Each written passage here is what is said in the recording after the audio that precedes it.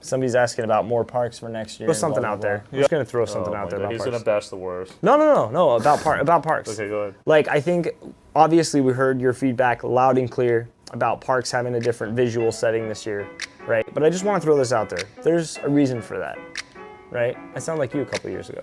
There's a reason for that, and I just want you guys to keep that in mind. Like, there's a reason, there's a vision, there's things coming that are going to be really great for NBA 2K18. Our producers are listening. A lot of exciting news to come about the game. And as always, you know, we're going to set out to make the best basketball game that we can make. We can learn from everything you guys are criticizing or providing feedback on. We've gotten all that to the producers. They're listening. They're in stream. Basically, what LD is saying in the video is that they have something planned for 2K18. What is it? It has something to do with our mob players in the park ranking up. They said that they understand we want the rec center back. That's a different clip that I did not put in here, but we are playing more games currently in the Pro-Am than we were in the rec center through the whole year of 2K15, so there's no reason for them to bring that back. They understand the idea of why we want it back, but it's just like they trying to let us play more games instead of sitting there watching other people play. Because they said that in a live stream they were trying to play with Paul George and it literally took them 40 minutes to get into one game.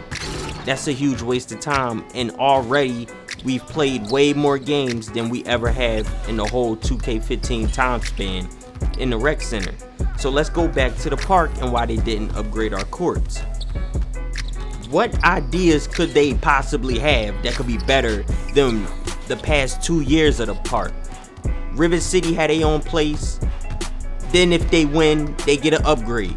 What could they possibly be thinking that's better than that they have to take a whole year off to create it? 2K always got something up their sleeve. With the whole crew thing, they took a couple years off to build the Pro-Am so we can get our own custom image. We could upload our image. We could make everything. It's like they took a year off so they can get crew correct and reintroduced it as the Pro-Am. Is it better than crew? Yeah, I guess, because you actually can win money now, but it's like the structure of crew was already set in stone and it was way more fun back then, and probably just because I was younger and the nostalgia. But now the Pro-Am is fantastic. I can't complain. I just wish the gameplay was a little better to support the game mode. That's the only thing I could say that I wish was different. So back to this whole park idea.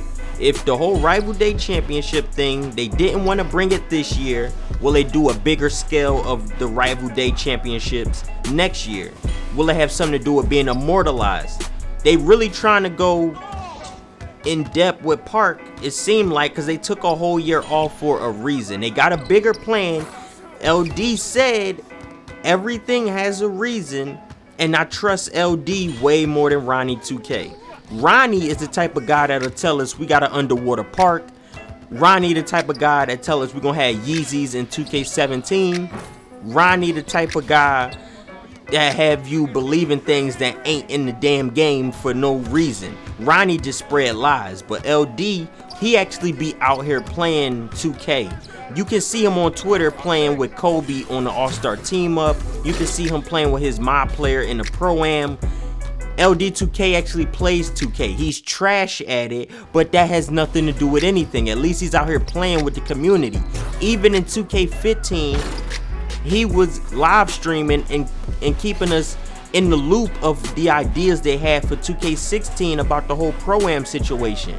That's why I like LD. He actually makes us feel involved. Earlier in the video where he said that developers are watching live streams, they listening to the community, I trust LD when he says that because he keeps us in the loop. I expect something from Park next year. My mind is completely blown with this whole immortalized situation. What's the ranking system going to look like? How will they make it even better than what it is? Because Park is their most popular game mode. They hear the community saying that my team gets a lot of attention, that the Park players don't feel like we get what we deserve, and it's our most popular game mode.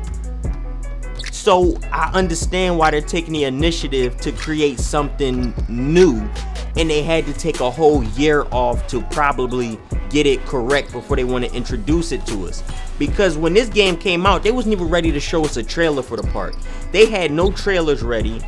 They was on the absolute hush hush about park all in general. They didn't say much of anything about the park situation this year. So I would hope them as game developers have a better mind of what they're going to do next year. They can't be this unprepared 2 years in a row. I just hope for that. So basically, I'm giving 2K the benefit of the doubt with 2K17. They didn't have anything ready for 2K17 because they prepared for 2K18 to be fire when it comes to the park. Y'all have to understand where I'm coming from. I'm gonna cut them some slack until the game starts to get closer to release. We're 4 months away. I expect them to start talking about it in the next 2 months, as they always do. And I don't know what in the world I was doing with the ball right here. I drop it right there. I get it. I finally make the pass, and it was to the wrong person. This game makes me so mad that it's unbearable. So I gotta hope for something better with 2K18. Ladies and gentlemen, I understand hearing what LD had to say in that live stream. Listen to what he said, it opened my eyes. They're listening to us in the live streams. They listening to the content creators on YouTube. Hopefully they watch this video. How you doing? Also, follow me on Twitter and Instagram so you can help me find a little baby that's gonna listen. Anyway, it gives me a better understanding of why this year is basic and dull. The one thing I loved about this year was the Mountain Dew tournament. It felt brand new and genuine. I didn't like the scoring system. You got to get this amount of points. I don't like that. Maybe if you get a certain amount of points, then like the top 10 people on the leaderboards actually get to play in a legit tournament of each console. That would be so much fun. You play to qualify for the tournament. The top 10 people in the tournament, whether they're on your friend list or not, you gotta play with them. They like put y'all together on 3 teams. I don't know, 3v3s. So maybe it's the top 12 because you gotta go in intervals of 3. I'm not the smartest person with the maths, so let's just keep it G. The scoring system will be fire if at the end of it y'all all played against each other in a tournament. But nevertheless, I love the Mountain Dew tournament. We could do without the park after dark. Maybe if they tried to give us a little something extra on the mini game side of things, like they were trying to do with the slam dunk contest and the 3-point contest, maybe if they could do it better, we might enjoy it, because the park after dark was a huge waste of time. But Mountain Dew tournament is a step in the right direction. I would actually like to see a tournament where we compete against the best park players, or we get to see the best park players go against each other, because it is all about competition at the end of the day. It's basketball. We not just playing to dance around each other. We gotta have somebody at the top.